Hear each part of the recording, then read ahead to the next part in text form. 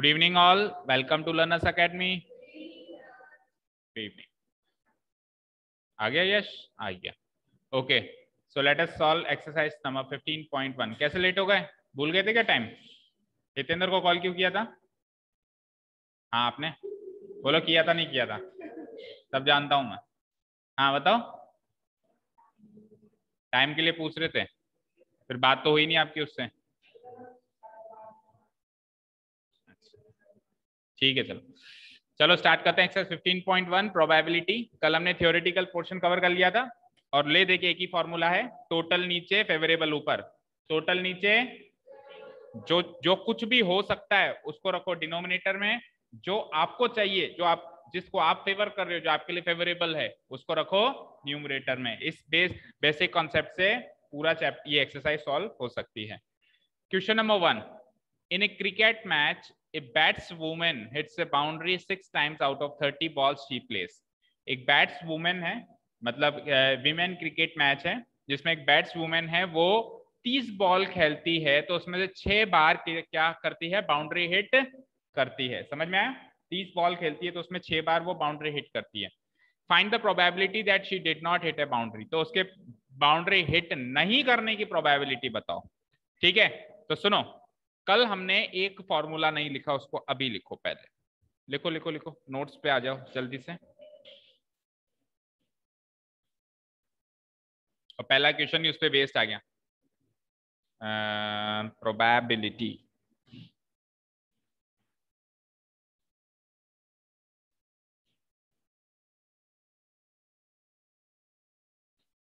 Note डाल के लिखो.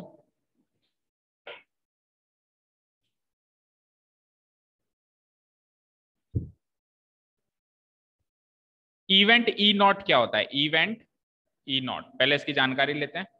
Event E not. Event E के बारे में तो सबने सुन लिया. ये समझ लिया. इवेंट ई के बारे में सबने समझ लिया ना. क्या होता है इवेंट ई? कोई भी इवेंट जो आपको फेवरेबल चाहिए उस क्रिया को एक इवेंट में पैक कर दिया उसका नाम रख दिया इवेंट ई. तो अब एक नई चीज निकल गई इवेंट ई नॉट. नॉट का मतलब नहीं हो यानी कि नहीं नॉट फेवरेबल नहीं. जो आपको फेवरेबल है वो काम ना हो. इनडायरेक्टली वही है जो तुम कह रहे हो लेकिन उसको इस सेंस में याद रखो जो आपको चाहिए वो चीज ना हो. समझ में आई बात? जो क्वेश्चन में जिस चीज के बारे में मेंशन किया गया है वो चीज ना हो तो उस इवेंट को क्या कहते हैं? Event E not. क्या कहते हैं? Event E not. तो इसके बारे में 2 लाइंस लिख लो जो इजी वे में समझ में आ जाए. द नेगेटिव नेगेटिव मतलब उसका उल्टा of the event E. The negative of the event E is the event E naught. Is the event E naught. E naught. E naught को एक साथ उसमें डालो इन्वर्टेड कॉमास में. ऊपर भी सही करो. ये इन्वर्टेड कॉमा यहाँ से हटा के यहाँ लगाओ.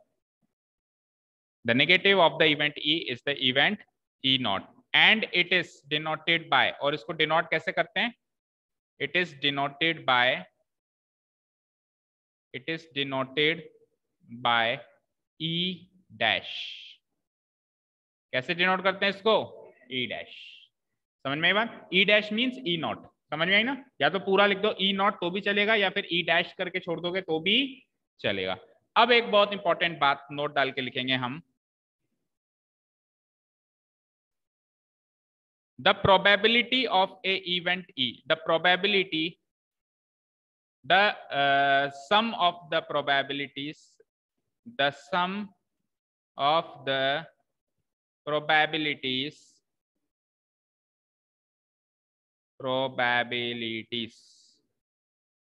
the sum of the probabilities of the event E of the event E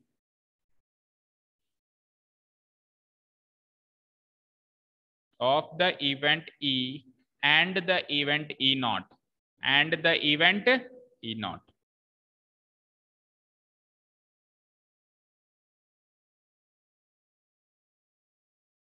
is always equal to 1. Is always equal to 1. क्या समझे? क्या समझे? कोई भी इवेंट E और उसी के इवेंट की नेगेटिव की प्रोबेबिलिटी, एक इवेंट की प्रोबेबिलिटी और उसी इवेंट के नेगेटिव की प्रोबेबिलिटी को अगर अपन ऐड कर लें तो क्या होता है, उन दोनों का सम क्या होता है, 1। समझ में आया? ठीक है ना। जैसे सपोज करो मैंने कहा, जैसे इसी क्वेश्चन में हम ले लें कि उस बैट्सवुमैन की बाउंड्री हिट करने की प्रोबेबिलिटी और उसी बैट्सवुमैन की बाउंड्री हिट ना करने की प्रोबेबिलिटी, इन दोनों की प्रोबेबिलिटी को अलग अलग निकालो और दोनों को सम करो, आंसर हमेशा बनाएगा। आंसर हमेशा क्या आएगा, बनाएगा। लेकिन उसी इवेंट का नेगेटिव लो, ऐसा नहीं कि हमारे पास दो इवेंट है, मैंने पॉजिटिव तो इसका ले लिया, नेगेटिव किसी दूसरे, उसी इवेंट का नेगेटिव लो और फिर जोड़ो तो आंसर क्या आएगा, बनाएगा। जैसे दो इवेंट, एक इवेंट है बाउंड्री हिट करना, एक इवेंट है 6 हिट करना, दो अलग अलग इवेंट हो गए, इवेंट ई इवेंट एफ।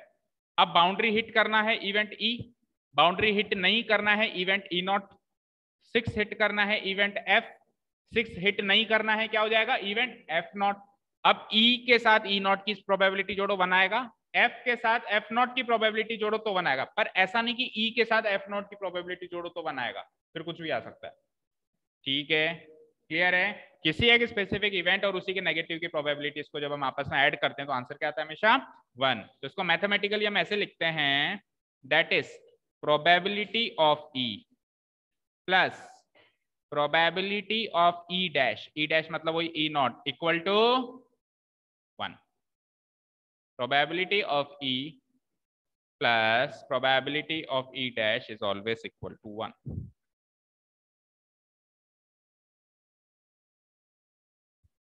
ठीक है, तो ये पहला फॉर्मूला, जो ये पहला क्वेश्चन है उसमें यही फॉर्मूला काम आएगा। ठीक है, कर दूं मैं डिलीट इसको। देखो उसने क्या कहा क्वेश्चन नंबर 1 में कि आप प्रोबेबिलिटी बताओ कि वो बाउंड्री हिट नहीं करेगी। हमेशा इवेंट को पॉजिटिव सेंस में कंसीडर करो। इवेंट जब अपन मानेंगे तो वो हमेशा क्या मानेंगे, हम पॉजिटिव मानेंगे। फिर अगर उसने नेगेटिव की पूछी है तो अपन उसका नेगेटिव इवेंट की प्रोबेबिलिटी निकाल लेंगे। अब मुझे एक चीज बताओ, अभी अभी हमने कहा कि किसी भी इवेंट की प्रोबेबिलिटी और उसी के नेगेटिव की प्रोबेबिलिटी का सम कितना होता है, 1 होता है। तो अगर मेरे को पता है, अगर मुझे पता है प्रोबेबिलिटी ऑफ ई की वैल्यू अगर मुझे पता है, तो मैं प्रोबेबिलिटी ऑफ ई नॉट की वैल्यू नहीं निकाल सकता हूं क्या? निकाल सकता हूं ना, कैसे, 1 में से इसको माइनस करके। या सपोज करो प्रोबेबिलिटी ऑफ ई नॉट की वैल्यू मुझे पता है, तो मैं प्रोबेबिलिटी ऑफ ई की वैल्यू कैसे निकाल सकता हूं, 1 में से इसको माइनस करके। सपोज करो मैंने कहा 0.2 है प्रोबेबिलिटी ऑफ ई, तो ई नॉट कितना हो जाएगा, 1 में से 0.2 गया तो 0.8। नहीं आया समझ? इन दोनों का सम अगर 1 है तो इन दोनों में से कोई भी एक चीज की वैल्यू पता हो तो दूसरी चीज की वैल्यू नहीं निकाल सकते 1 में से माइनस करके। हाँ, रोहित, अंश और यश के पास मिला के 100 रुपए हैं, अगर उसके पास 20 रुपए तो उसके पास कितने हैं, कैसे पता लगाया, टोटल में से उसके पैसे माइनस करके। यहाँ पे टोटल क्या है, 1, उसमें से इसकी प्रोबेबिलिटी माइनस कर दो तो इसकी आ जाएगी, और 1 में से इसकी प्रोबेबिलिटी माइनस कर दो तो उसकी आ जाएगी। समझ में आई बात? ठीक है, क्लियर है? चलो तो अब अपन फाइनली सॉल्व करते हैं क्वेश्चन नंबर 1। तो प्रेजेंटेशन पे ध्यान देना, कैसे प्रेजेंटेशन करेंगे। तो देखो यहाँ पे ट्रायल्स की बात हो रही है, यहाँ पे ट्रायल्स की बात हो रही है कि पिछले 30 बॉल्स में उसने 6 बार बाउंड्री मारी। पिछले 30 बॉल्स पे यानी एक्सपेरिमेंट कितनी बार रिपीट हुआ, 30 बार, और उसमें से उसने बाउंड्री कितनी बार मारी, 6 बार मारी।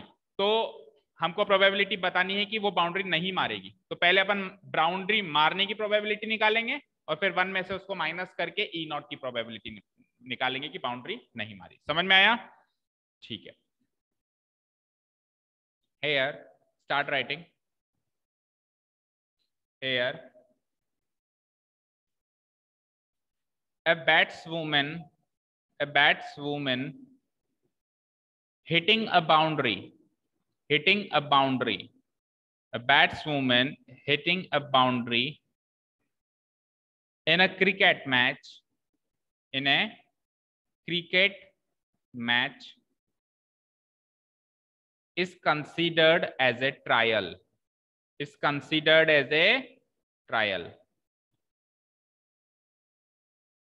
sorry, is considered as a batswoman hitting a boundary in a cricket match is considered as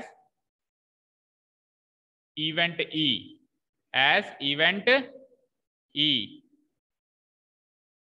ठीक है। इवेंट ई को हमने क्या मान लिया कि बैट्सवुमैन क्या कर रही है, बाउंड्री को हिट कर रही है। ठीक है, क्लियर है?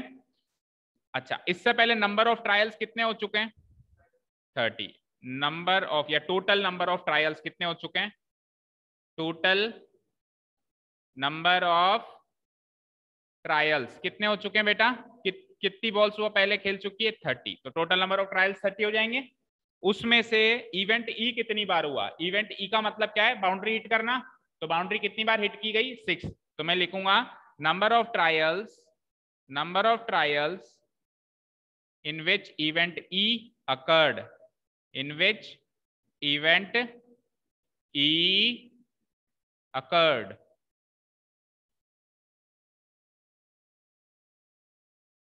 in which event E occurred, कितनी? 6। ठीक है, यहां तो कोई डाउट? ठीक है, तो अब मुझे क्या चाहिए? Probability of E. So probability of E, probability of event E equal to, formula बोलो, याद है? बोलो प्रोबेबिलिटी ऑफ ई निकालने का।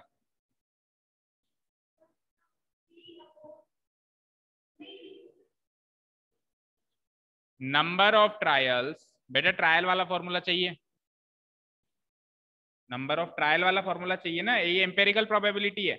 अगर अपन वो लिखेंगे number of cases favourable to event E, तो वो तो थ्योरेटिकल प्रोबेबिलिटी है। ये क्वेश्चन एम्पेरिकल प्रोबेबिलिटी का है या थ्योरेटिकल प्रोबेबिलिटी का है? हाँ, फेवरेबल बाय टोटल, तो फॉर्मूला होता है थ्योरेटिकल प्रोबेबिलिटी का। किसका होता है? थ्योरेटिकल प्रोबेबिलिटी का। अभी ये क्वेश्चन किसका है? Empirical probability. इसमें 30 ट्रायल किए गए, उसमें उसने 6 बार बाउंड्री मारी। इसका फॉर्मूला क्या होता है? नीचे तो टोटल कितने ट्रायल किए गए, ऊपर न्यूमरेटर में लेते हैं कि उस ट्रायल में से इवेंट ई कितनी बार हुआ। ठीक है, तो number of trials in which event E occurred, in which event E occurred upon total number of trials, this is the formula for empirical probability. चीज वही है, टोटल में से फेवरेबल ले रहे हैं एक तरीके से, लेकिन बस उसका फॉर्मूले का बस वो एक तरीके से शक्ल बदल जाती है ना। Total number of trials, total number of trials. तो नंबर ऑफ ट्रायल्स, इसमें इवेंट ई हुआ, इवेंट ई होने का मतलब है बाउंड्री हिट हुई। कितनी बार बाउंड्री हिट हुई? 6 बारी। टोटल कितनी बार बॉल्स खेली उसने? 30 बारी। 6/30 को हम काटेंगे 6 टाइम्स, तो 1/5। But this is not the right answer. उसने बाउंड्री हिट नहीं करने की प्रोबेबिलिटी पूछी है, ये तो बाउंड्री हिट करने की प्रोबेबिलिटी है। तो नहीं करने की प्रोबेबिलिटी निकालने के लिए क्या करेंगे? P of E dash, P of E dash. ठीक है, तो ये प्रोबेबिलिटी ऑफ ई आ गई। Now probability of E dash क्या हो जाएगा? 1 में से प्रोबेबिलिटी ऑफ ई को माइनस करना पड़ेगा, यानी कि 1 माइनस प्रोबेबिलिटी ऑफ ई क्या आई थी बेटा? 1/5। 5 ले लिया मैंने एलसीएम, 5 1 जा 5 -1, यानी कि करेक्ट आंसर इज 4/5। चेक करो पीछे, चेक करो, सही है। लास्ट में क्लोजिंग स्टेटमेंट हम जरूर लिखेंगे, hence the probability, hence the probability of not hitting a boundary. Closing statement हम उसी की लैंग्वेज में लिखेंगे, the probability of not hitting a boundary will be equal to probability of E dash, which will be equal to 4/5. Answer.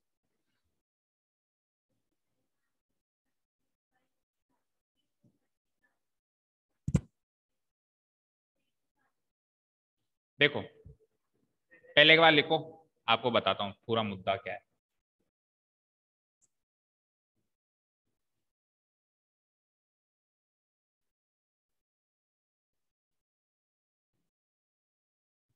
ये तो सबसे correct तरीका है जो अभी अपन ने किया है ना। अब इसको और आप थोड़ा सा शॉर्ट और कैसे कर सकते हो वो भी बता देता हूँ। हो सकता है किसी के स्कूल में वैसे करवाया डायरेक्टली, है ना, 24/30 करके, है ना, वही बता दो। इतना कर लिया सभी ने? नोट डाउन हो गया? हो गया बेटा नोट डाउन? देखो बेटा, हो गया सबका नोट डाउन?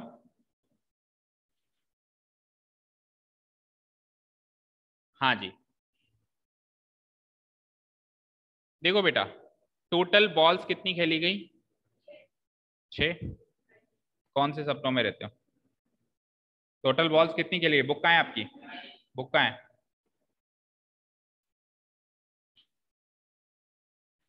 30। 30 में से बाउंड्री हिट कितनी बार हुई? बाउंड्री हिट कितनी बार हुई? 6। बाउंड्री नॉट हिट कितनी बार नहीं हुई? चॉइस। कितनी बार बाउंड्री हिट नहीं हुई? चॉइस। अब सुनो ध्यान से, मैं आपको कहूं बाउंड्री हिट करने की प्रोबेबिलिटी बताओ तो आप 6/30 कहोगे। मैं आपको कहूं बाउंड्री हिट नहीं करने की प्रोबेबिलिटी बताओ, आप कहोगे 24/30। समझ में आई बात? अब सुनो, मैंने आपको कहा बाउंड्री हिट करना है तो आप इसको इवेंट मान लोगे। बाउंड्री हिट करने को क्या मान लोगे? इवेंट। और आंसर आ जाएगा 6/30। अब मैं आपको कह रहा हूं नहीं, मुझे तो चाहिए बाउंड्री हिट नहीं होनी चाहिए, तो इसका एक तरीका यह है कि इवेंट ही इसको मान लो कि बाउंड्री हिट नहीं होनी चाहिए। इवेंट ही इसको मान लो कि बाउंड्री हिट नहीं होनी चाहिए। तो number of trials in which event E occurred automatically 24 आ जाएगा, क्योंकि कितनी बार बाउंड्री हिट नहीं हुई? 24 बार नहीं हुई। Divide by total number of trials 24/30 करोगे तो वही 4/5 आएगा, सेम आएगा। But this is not the right way. हमेशा इवेंट को नेगेटिव नहीं माना जाता। हमने तो इवेंट ही नेगेटिव मान लिया कि इवेंट ई ये है। हाँ, दूसरी टीम के लिए इवेंट हो गया।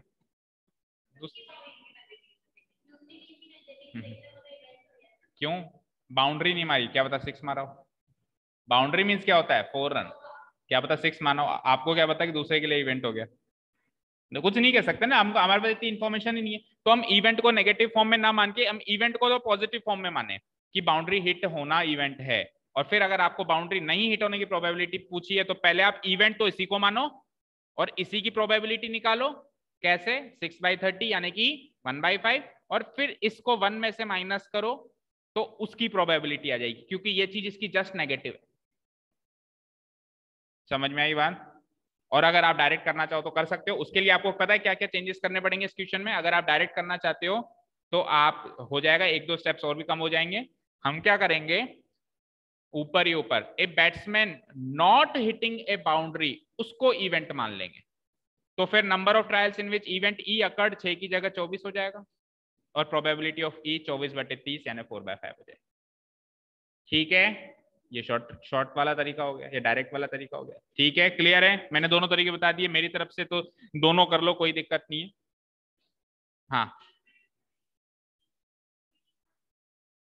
नहीं उसने पूछा ही नहीं ना, उसने तो नॉट हिटिंग ही पूछा था ना। मैंने आपसे हिटिंग वाला निकलवा दिया, बाकी उसने तो पूछा ही नॉट हिटिंग था। क्वेश्चन पढ़ो क्या कह रहा है, find the probability that she will not hit the boundary, है ना। तो मैंने नॉट हिटिंग को ही इवेंट मान लिया, नॉट हिटिंग को क्या मान लिया? इवेंट मान लिया। तो फिर नंबर ऑफ ट्रायल्स जिसमें वो इवेंट ई अकर हुआ वो 6 नहीं माने जाएंगे, 24 माने जाएंगे, क्योंकि 24 बार बाउंड्री हिट नहीं हुई। 24 बटे टोटल नंबर ऑफ ट्रायल्स 30, और आंसर डायरेक्ट ही आ सकता है 4/5। क्लियर है अभी सबको? मेरे हिसाब से अब सबको क्लियर होगा, क्रिस्टल क्लियर होगा। हाँ, 5 - 1 कहाँ किया? 5 एलसीएम लिया ना इसका, ये 5 एलसीएम लिया तो 5 1 जा 5 और 1 का 1 एलसीएम लिया है ना इसका। 1 - 1/5 को कैसे सोल्व करेगा बता? कैसे सोल्व करते हैं 1 - 1/5 को कैसे सोल्व करते हैं बताओ? इन सब का क्या 2 ही तो है। हाँ, कैसे सोल्व करेगा बताना? किस किस का, किस किस का? पूरे का किसका? नीचे नीचे कौन कौन है? 5 का एलसीएम लेगा केवल। एक नंबर का कभी एलसीएम आता है? एलसीएम निकालने के लिए कम से कम 2 नंबर चाहिए। इसके नीचे कुछ नहीं है तो इसके नीचे 1 है, और मैं 5 और 1 का एलसीएम ले रहा हूं जो कि क्या आया? 5। अब 5 डिवाइडेड बाय 1 क्या होता है? 5 इंटू 1 क्या होता है? 5। फिर 5 डिवाइडेड बाय 5 क्या होता है? 1। 1 इंटू 1 क्या होता है? 1। ऐसे सॉल्व करते हैं। ये जो एलसीएम है इससे डिनोमिनेटर को डिवाइड करो, जो आंसर आए उसको न्यूमरेटर से मल्टीप्लाई करके यहां लिखते हैं। ठीक है, एलसीएम से डिनोमिनेटर को डिवाइड करो। नहीं आया समझ अभी भी? सेकंड क्लास में बताया जाता है वैसे तो। ये 5 एलसीएम है। हाँ, अभी सेकंड क्लास में बताते हैं, अभी सेकंड में ही बताते हैं। हाँ, वो धीरे धीरे उस टाइम, ऐसे तो हमको 6th में बताया था, लेकिन आजकल सेकंड क्लास में बता देते हैं छोटा मोटा। देखो भाई, 5 एलसीएम लिया, इस एलसीएम को डिनोमिनेटर से डिवाइड कराओ, तो 5 डिवाइडेड बाय 1 5 होता है। जो आंसर आए उसको न्यूमरेटर से मल्टीप्लाई कराओ, 5 1 जा 5 होता है। हो गई पहली चीज क्लियर। फिर माइनस, वापस अगेन एलसीएम को डिनोमिनेटर से डिवाइड कराओ, यानी 5 डिवाइडेड बाय 5 कराओ, क्या होगा 1, और 1 को फिर 1 से मल्टीप्लाई किया 1, उसी चीज को शॉर्ट में मैंने डायरेक्ट लिख दिया। ठीक है, क्लियर है अभी। चलिए नेक्स्ट क्वेश्चन पे चलते हैं। क्वेश्चन नंबर 2, 1500 फैमिलीज विद, तो आपके सारे क्वेश्चन इंपेरिकल प्रोबेबिलिटी यानी ट्रायल्स वाले ही है ना, थ्योरेटिकल प्रोबेबिलिटी है ही नहीं। थ्योरेटिकल प्रोबेबिलिटी क्लास 10th में 1500 फैमिलीज जिनके 2 बच्चे हैं, सबके 2-2 बच्चे हैं ना, 1500 के 1500 फैमिलीज के 2-2 बच्चे ही हैं फैमिली के अंदर, उनको सेलेक्ट किया गया रैंडमली और उनसे ये डेटा इकट्ठा किया गया। उन 1500 फैमिलीज में से 475 फैमिलीज ऐसी थी जिनके वो दोनों बच्चे गर्ल्स थी, दोनों बच्चे क्या थे, गर्ल्स थे, और 814 फैमिलीज ऐसी निकली जिसमें एक ही गर्ल थी, दैट मीन्स एक बॉय होगा, क्योंकि 2 ही बच्चे हैं ना, 2 बच्चे हैं तो एक गर्ल है तो एक बॉय। और बची हुई 211 फैमिलीज ऐसी थी उन 1500 में से जिनमें 0 नंबर ऑफ गर्ल्स है, दैट मीन्स उनके दोनों बच्चे बॉयज हैं। क्लियर है, समझ में आई बात।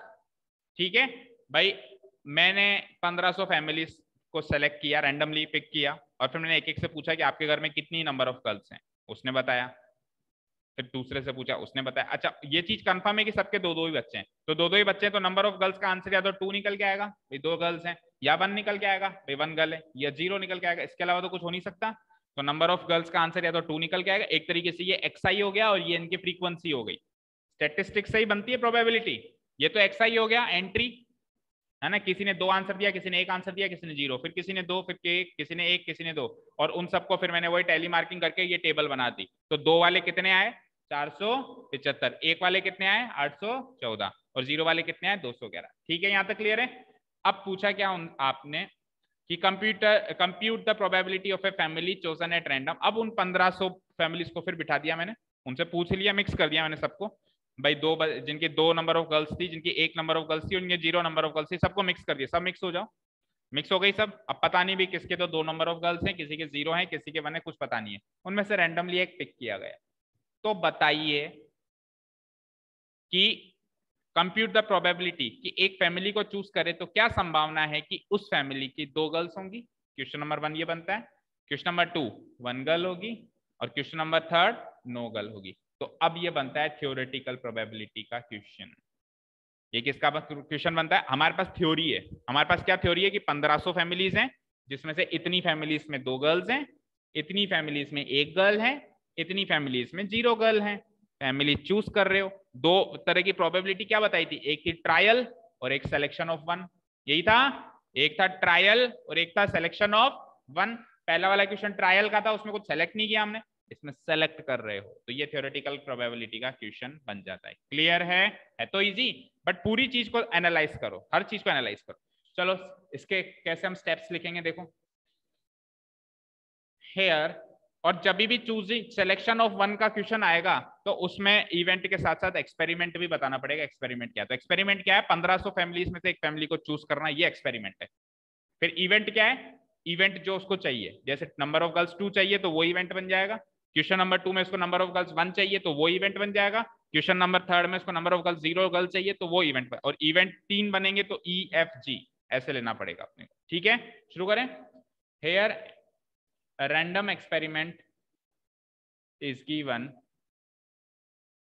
a random experiment is given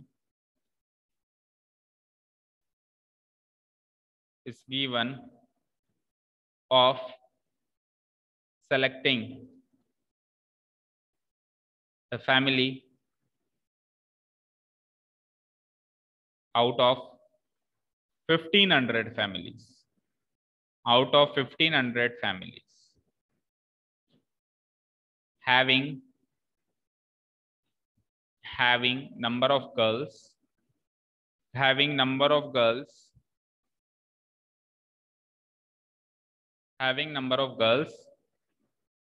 as per the given table, as per the given table. Given table के हिसाब से उन 1500 फैमिलीज की नंबर ऑफ गर्ल्स हैं, फिर वो टेबल ड्रॉ कर लेनी है हमको। पहला कॉलम क्या है, हेडिंग नंबर ऑफ गर्ल्स और number of families, number of girls number of families. तो नंबर ऑफ गर्ल्स जिसमें 2 गर्ल्स हैं, ऐसी कितनी फैमिलीज हैं बोलो, चेक करके बताओ। 475। जिसमें एक ही गर्ल है, ऐसी कितनी फैमिली है? 814। और जिसमें 0 गर्ल है, एक भी गर्ल नहीं है, वैसी कितनी फैमिली है? क्या? 211। ठीक है, यहां तक लिख लिया। ये तो हो गया एक्सपेरिमेंट। क्या एक्सपेरिमेंट है? 1500 फैमिलीज में से एक फैमिली को चूज करना, ये सेलेक्ट करना, ये तो हो गया एक्सपेरिमेंट। और उन 1500 फैमिलीज की क्या डिटेल है, क्या थ्योरी है, वो थ्योरी लिख दी हमने। ये थ्योरी हमको दी गई है, ठीक है।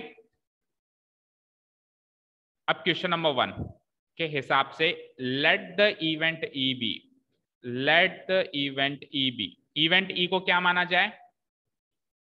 क्या माना जाए? जो उसको चाहिए, उसको क्या चाहिए? 2 गर्ल्स चाहिए। तो हम क्या मानेंगे कि let the event E be that the family chosen has 2 girls, that the family chosen, the family chosen has 2 girls। इसको मान लिया हमने event E, that the family chosen has 2 girls. ठीक है, ठीक है। So probability of E will be equal to, अब बताओ कौन सा फॉर्मूला होगा? अब वो फेवरेबल केसेस वाला, नंबर ऑफ, डैश छोड़ा था हमने, डैश, डैश छोड़ा था, उस डैश में क्या आएगा? Families, number of families favourable to event E, favourable to event E divided by total number of, वही सेम डैश वाली चीज आएगी जो ऊपर फैमिलीज आई है, तो इधर भी फैमिलीज, टोटल नंबर ऑफ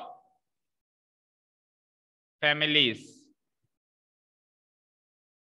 ठीक है, number of families favourable to event E divided by total number of families.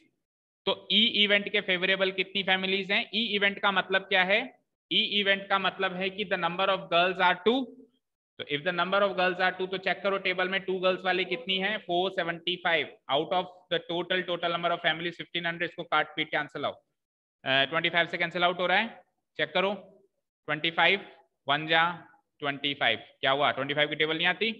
47 minus 25 gives me 22, 225 and 25 9 जा 225, 1500 से कैंसिल आउट करो। 25 6 जा 19/60 इज द करेक्ट आंसर। पीछे मैच करो एकदम, 1 मिनट।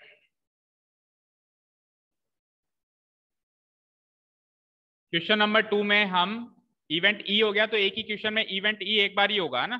सेकंड चीज अगर माननी है तो उसको अगला इवेंट का नाम देना पड़ेगा, event F. Let the event F be, let the event f be that the family chosen has, कितनी गर्ल्स चाहिए सेकंड क्वेश्चन में उसको? 1 girl, chosen has exactly 1 girl. ठीक है, so probability of f will be what? probability of f will be, बोलो formula बोलो। families favorable to event f, favorable to event f, क्या हुआ Vanshika? Any doubt? Event f divided by total number of families. तो event f के favourable families चाहिए। तो event f का मतलब क्या माना है हमने? कि फैमिली में एक ही लड़की है। तो उस टेबल में चेक करके बताओ कितनी फैमिली में एक ही लड़की है? 814 फैमिलीज हैं ऐसी। तो answer would be 814 divided by total number of families 1500 ही रहेंगी, ये तो कम ज्यादा होंगी नहीं। तो बताइए, काटो पीटो उसको, 2 से ही कटेगा ओनली, है ना। 407/750 आंसर लिख देता हूं मैं, 407/750। ठीक है, चलो इवेंट जी होमवर्क मार्क करो। इवेंट जी का काम जो भी करना है वो होमवर्क मार्क करो। चलते हैं नेक्स्ट क्वेश्चन पे, थोड़े से 4-5 लाइन छोड़ दो। क्या करोगे इवेंट जी के लिए? उसमें इवेंट जी मान लोगे कि family chosen has no girl, no girl मतलब वही 0 गर्ल। तो क्या हो जाएगा? 211/, बोलो आंसर क्या हो जाएगा? 211 अपॉन 1500। इस बार कुछ भी नहीं कटेगा तो इसी फॉर्म में आंसर लिखेगा। ठीक है, अब देखिए इसका next part, also check whether the sum of these probabilities is 1। अब चेक करो इन तीनों की प्रोबेबिलिटी का सम 1 आ रहा है कि नहीं आ रहा है। तो मैं चेक करके बताता हूं, चेक करके बताता हूं। वो प्रोबेबिलिटी ऑफ जी आप निकाल ही लोगे, मैं शॉर्ट में लिख देता हूं। क्वेश्चन नंबर 3 में प्रोबेबिलिटी ऑफ जी क्या आ जाएगा? 211 अपॉन कितना था? 1500।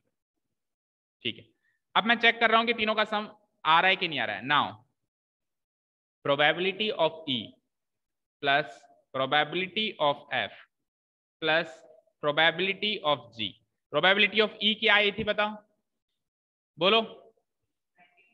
वो नहीं लिखेंगे, बिना काटे हुए लिखेंगे 475 बाय 1500। वो लिखने से कैलकुलेशन इजी होगी भाई। दोनों एक ही चीज है, चाहे से 475 बाय 1500 लिखें, चाहे से 19 बाय 60 सिंपलेस्ट फॉर्म लिखें, सिंप्लीफाइड फॉर्म लिखें। बट अगर मैं ये लिखता हूं तो कैलकुलेशन इजी होगी, है ना। तो हम लिखेंगे 475 अपॉन 1500।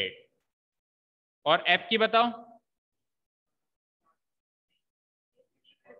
814 डिवाइड बाय 1500, और उसकी तो वैसे भी इसी फॉर्म में थी 211 अपॉन 1500। तो तीनों का डिनोमिनेटर सेम है तो एलसीएम भी यही हो जाएगा 1500, और numerators will be added 475 plus 814 plus 211। इनको तीनों को जोड़ेंगे तो 1500 ही आ जाएगा न्यूमरेटर में। डिनोमिनेटर में वैसे 1500 था, कट के ये क्या बन गया? 1। तो देखो तीनों इवेंट की प्रोबेबिलिटी 1 हो गई। क्यों हो गई, कोई बताएगा? मैथमेटिकली नहीं पूछ रहा हूं, क्यों आया इसका आंसर? इनकी इन तीनों इवेंट की प्रोबेबिलिटी, क्योंकि मैंने सारे केसेस काउंट कर लिए भाई। एक फैमिली में अगर 2 बच्चे हैं तो नंबर ऑफ गर्ल्स होने के 3 ही केसेस हो सकते हैं, तो number of girls 2, number of girls 1 और नंबर ऑफ गर्ल्स 0। और कुछ नहीं हो सकता ना, नहीं हो सकता ना। तो मैंने तीनों की प्रोबेबिलिटी जोड़ी तो बनानी है। सपोज करो नंबर ऑफ चिल्ड्रन फैमिली में 2 नहीं होते, 3 होते, तो फिर इन तीनों की प्रोबेबिलिटी का सम 1 हो भी सकता था, नहीं भी हो सकता था, क्योंकि एक केस और बनता, number of girls equal to 3 वाला भी बनता है ना, क्योंकि बच्चे 3 है तो पॉसिबल है ना कि वो तीनों ही गर्ल्स हो। ठीक है, समझ में आई बात? यस, समझ में आ रहा है? ठीक है, नेक्स्ट क्वेश्चन। इसमें क्लोजिंग स्टेटमेंट लिख लेना। उसने कहा था चेक करके बताओ कि sum of this probability is 1, तो लिख देना yes yes the sum of all this probability is 1। Closing statement लिख लेना, yes the sum of the sum of these probabilities, all these probabilities is 1। ठीक है, क्वेश्चन नंबर 3 देखो।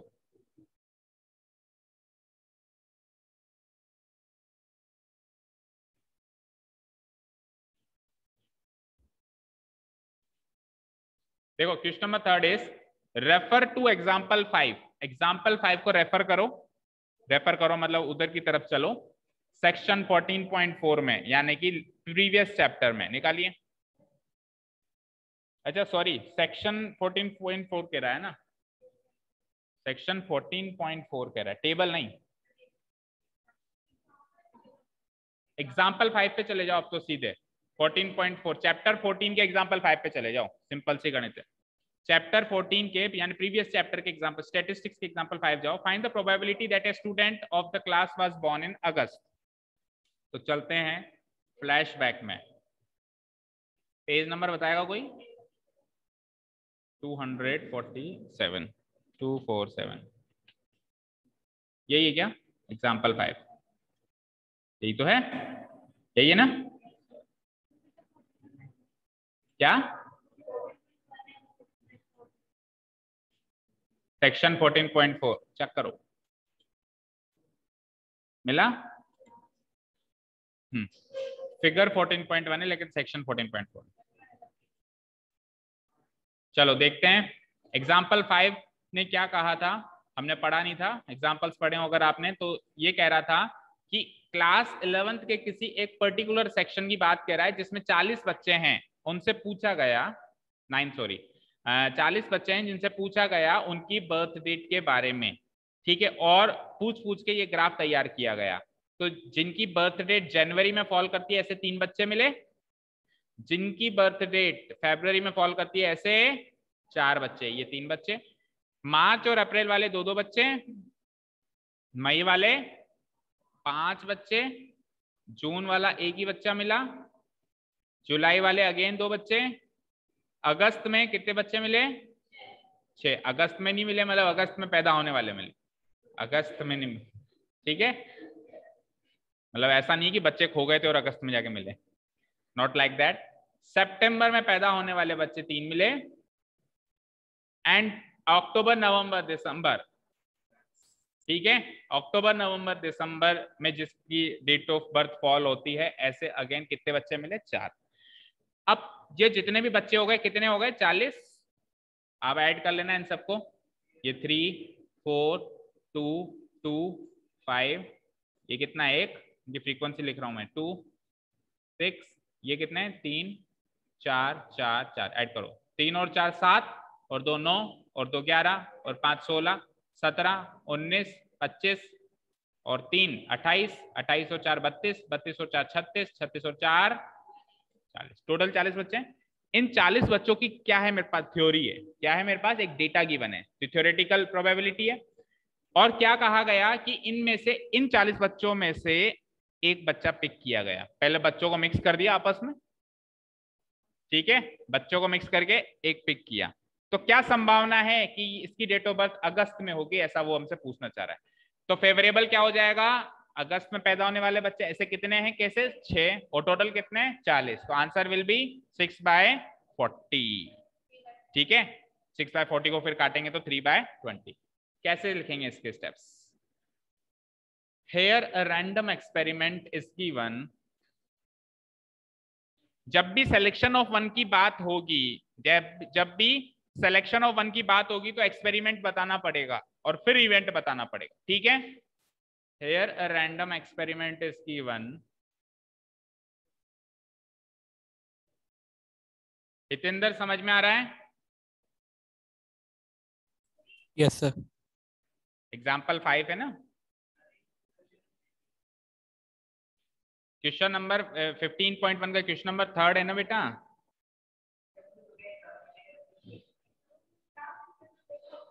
Question पढ़ो, question number 3 पढ़ो, बोलो लाउडली पढ़ के बताओ क्या क्या लिखा हुआ है।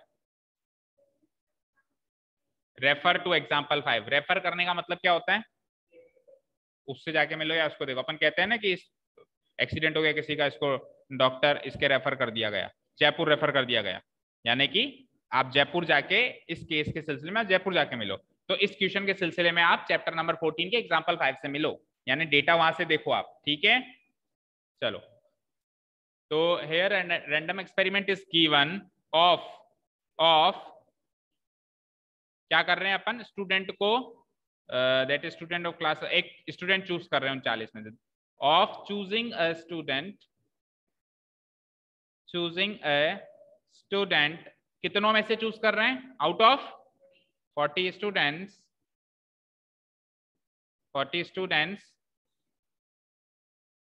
Students of class 9।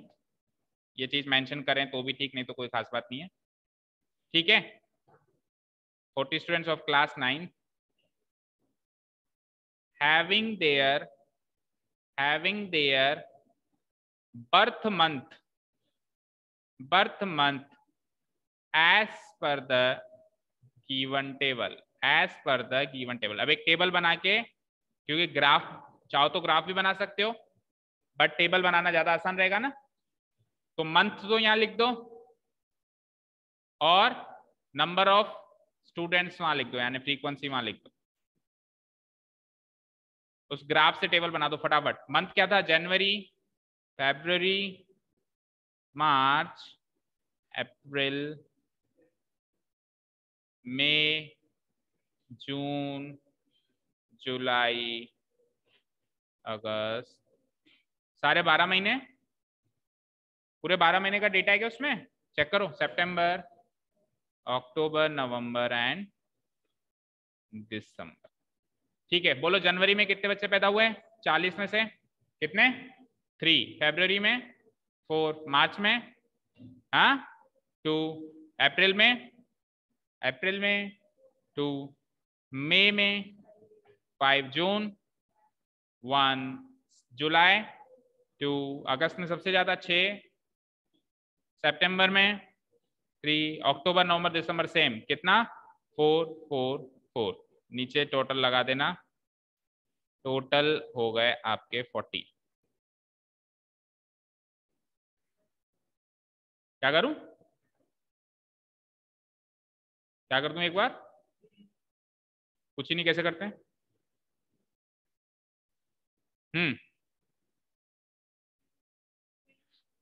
ठीक है चलो, एक्सपेरिमेंट मान लिया। अब क्या मानेंगे, इवेंट। इवेंट हमेशा वो मानेंगे जो उसको चाहिए। उसको क्या चाहिए, उसको क्या चाहिए, अगस्त में पैदा होने वाले बच्चे पसंद है उसको, तो उसको अगस्त में पैदा होने वाले बच्चे चाहिए, तो उसको इवेंट मान लो कि हमने जो बच्चा चूज किया वो अगस्त में ही पैदा हुआ था। ठीक है, let the event E be, क्योंकि ये पहला ही इवेंट है इस क्वेश्चन का तो ई से ही स्टार्ट करेंगे। Let the event E be that the student chosen was born in August. The student chosen, उसी में से बना लेते हैं हम, है ना स्टेप्स। द कहाँ गया, गिरा। The student of the class was born in August. That the student chosen was born in August. है क्या कोई अगस्त वाला यहाँ पे भी, तो बस आप उन्हीं 6 में से हो। The student chosen was born in August. So probability of E will be, बोलो फॉर्मूला क्या लगाएंगे, नंबर ऑफ क्या, डैश लगाता था मैं, क्या अब की बार क्या है, students favourable to, number of students favourable to event E divided by total number of students, divided by total number of students, right? तो इवेंट ई के फेवरेबल स्टूडेंट्स बताओ। इवेंट ई का मतलब क्या था, वो अगस्त में पैदा होना, ये इवेंट ई का मतलब था। तो अगस्त में कितने बच्चे पैदा हुए उस टेबल के हिसाब से 6, और टोटल बच्चे कितने 40, 3/20 आंसर।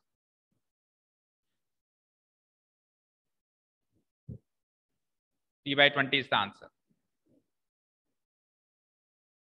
हाँ बस आंसर तो इतना ही है।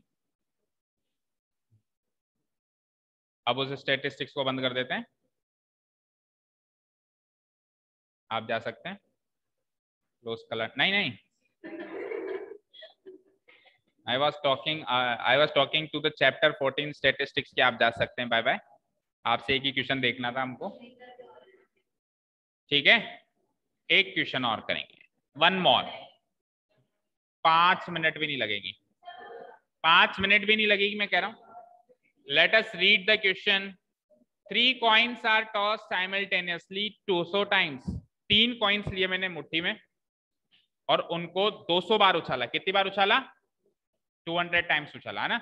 3 कॉइन्स लिए और उनको उछालना शुरू किया। एक बार उछाला तो जैसे वो नीचे भी गिरे होंगे, उछाला होगा तो हवा में थोड़ा लटक गए, तो नीचे गिरे तो उन पे कुछ आउटकम आया होगा। तो हो सकता है उसमें तीनों हेड आए हो सकता है उसमें 2 हेड और 1 टेल आया हो सकता है उसमें 1 हेड और 2 टेल आए हो, और हो सकता है उसमें तीनों ही टेल आया हो और एक भी हेड नहीं आया, यही हो सकता है। तो जो डेटा मिला मुझे उसको 200 बार उछालने में, वो ये मिला कि 23 बार तो ऐसा हुआ कि तीनों ही हेड मिले, 72 बार ऐसा मिला कि कितने हेड मिले, 3 में से 2। तो रिमेनिंग मतलब 72 केसेस ऐसे हैं जिसमें 2 हेड के साथ में 1 टेल है। कहने की जरूरत नहीं है, क्योंकि 3 सिक्के गिरे हैं उसमें से 2 पे हेड है तो बचे हुए 1 पे टेल है ना। यानी 72 बार ऐसा हुआ कि जो नीचे गिरे हुए सिक्के में से 2 हेड और 1 टेल दिखाई दिया। फिर 77 बार ऐसा हुआ कि 1 हेड, तो बचे हुए क्या हो जाएंगे, 2 टेल, बचे हुए क्या हो जाएंगे, 2 टेल। और ये कितना है, 28। 28 बार क्या हुआ कि एक भी हेड नहीं मिला, यानी तीनों ही टेल मिले। तीनों ही मुझे क्या मिले बेटा, टेल मिले। अब क्या कह रहा है, 200 बार तो उछाल दिया आपने, अब 200 फर्स्ट टाइम फिर से उछालो। If the 3 coins are simultaneously tossed again. 200 बार का तो रिजल्ट देख लिया मैंने पीछे, अब अगेन में उछाल रहा हूं, तो क्या संभावना है कि अब की बार 2 हेड्स आने वाले हैं 3 में से। सबसे पहले मुझे ये बताओ कि इंपेरिकल प्रोबेबिलिटी या थ्योरेटिकल प्रोबेबिलिटी। इंपेरिकल, 200 बार ट्रायल करके देखा और उसके रिजल्ट के बेसिस पे मैं पता लगा रहा हूं कि अगली बार क्या होने वाला है, 2 हेड आएंगे कि नहीं आएंगे और क्या संभावना आने की। तो इंपेरिकल प्रोबेबिलिटी है, क्लियर है, कोई डाउट क्या?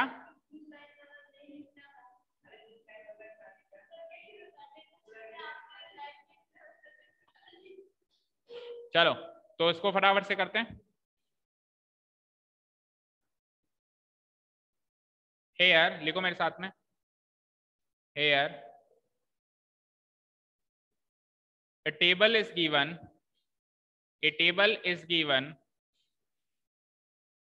showing number of hats, showing number of hats obtained, number of hats obtained in tossing, on tossing, on tossing, on tossing 3 coins simultaneously, simultaneously. How many times? 200 times. ठीक है, तो पहले table बना दो।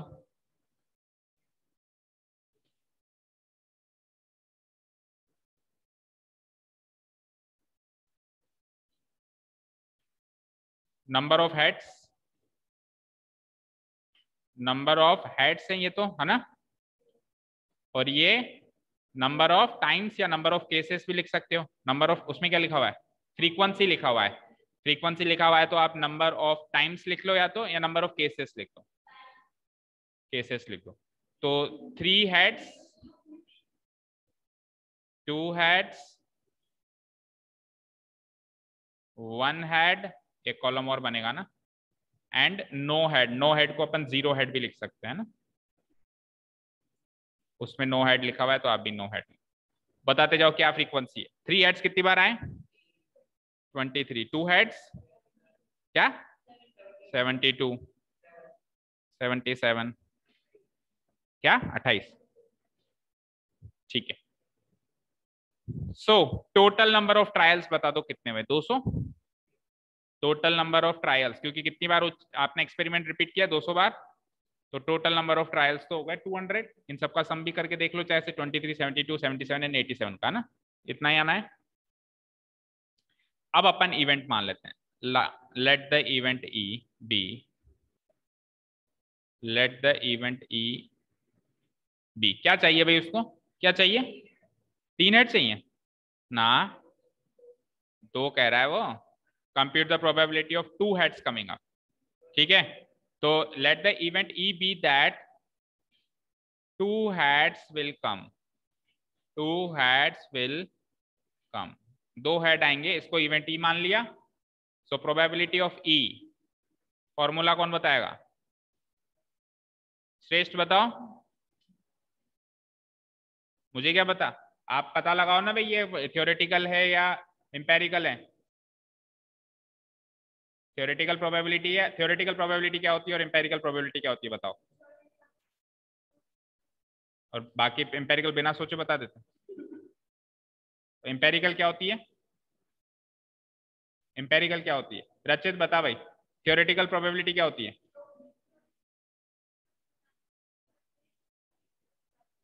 इधर देख आगे। हाँ,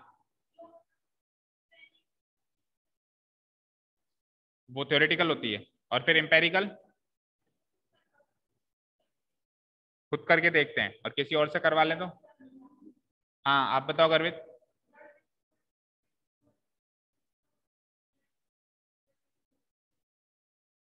थ्योरेटिकल मतलब कुछ डेटा गिवन हो उसकी थ्योरी के बेस्ड, और एम्पेरिकल मतलब एक्सपेरिमेंट को बार बार करके देखें, ट्रायल्स करके देखें और उसके रिजल्ट के हिसाब से देखें। कल 20-20 बार लिख के लाओगे थ्योरेटिकल और एम्पेरिकल प्रोबेबिलिटी की डेफिनेशन दोनों जने। कौन कौन? रचित और श्रेष्ठ।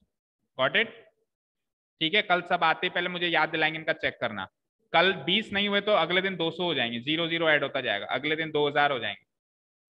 और अगर नहीं आए तो भी आप भले खुद मत आना, पर होमवर्क जरूर भेज देना मेरे पास, किसी के भी आता ना, क्योंकि ये भी बहाना होता है कि सर कल मैं चाची के चला गया था, तो जाओ भले चाची के, बट होमवर्क मेरे पास आ जाना चाहिए। ठीक है, हाँ जी। अब बताओ आप श्रेष्ठ, समझ में आया? Theoretical empirical. थ्योरेटिकल मतलब कुछ थ्योरी हो, एम्पेरिकल मतलब बार बार करके देखें और फिर उसके रिजल्ट के हिसाब से संभावना बताएं।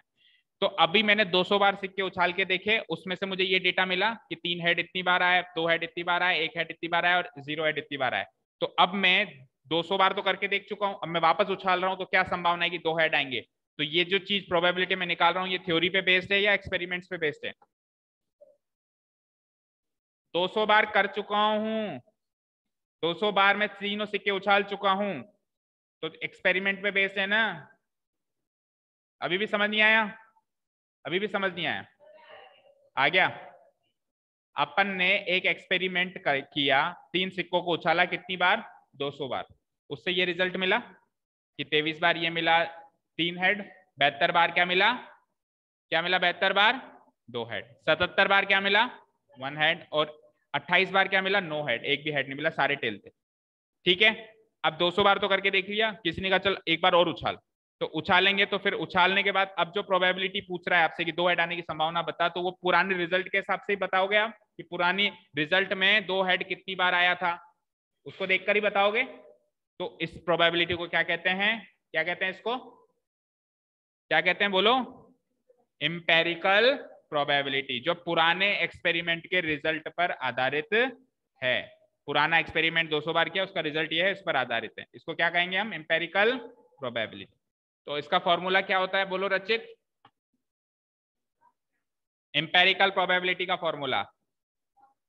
हाँ बोलो अंश।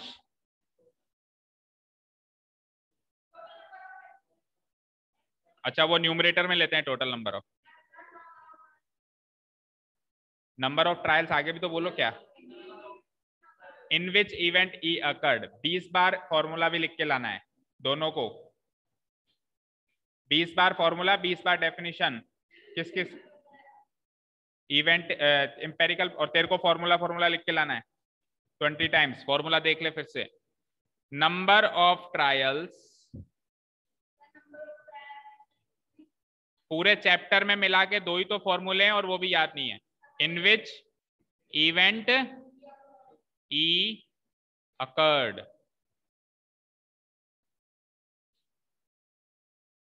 Divided by total number of trials. तो इवेंट ई कितनी बार अकर हुआ, मतलब 2 हेड कितनी बार आए थे पुराने रिजल्ट में? 72 टाइम्स। और टोटल नंबर ट्रायल कितने किए मैंने? 200। किससे काटेंगे? 4 से कट जाएगा, 8 से कट जाएगा। 8 9 जा 72, 8 2 जा 16, बचा 4, 4 और 0 40, 8 5 जा 40, 9/25। क्या हुआ? 200 से डायरेक्ट काटना नहीं आता 8 से? पहले 2 से काटते हैं या 4 से काट?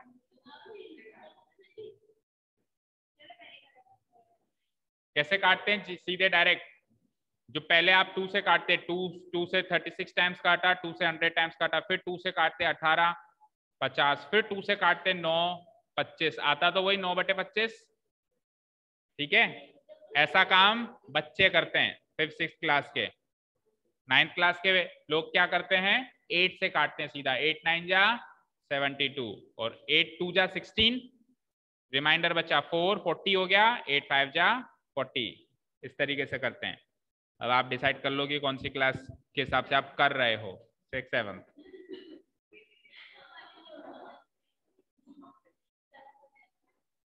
ठीक है चलो, तो कितने क्वेश्चंस हो गए आज? 4। अच्छा, इसमें ये थर्ड वाला होमवर्क था ना? ये थर्ड वाला होमवर्क था ना? ठीक है, हाँ, बाकी क्वेश्चंस कल देखेंगे। Thank you so much for listening to us. Have a nice day, keep learning and bye bye.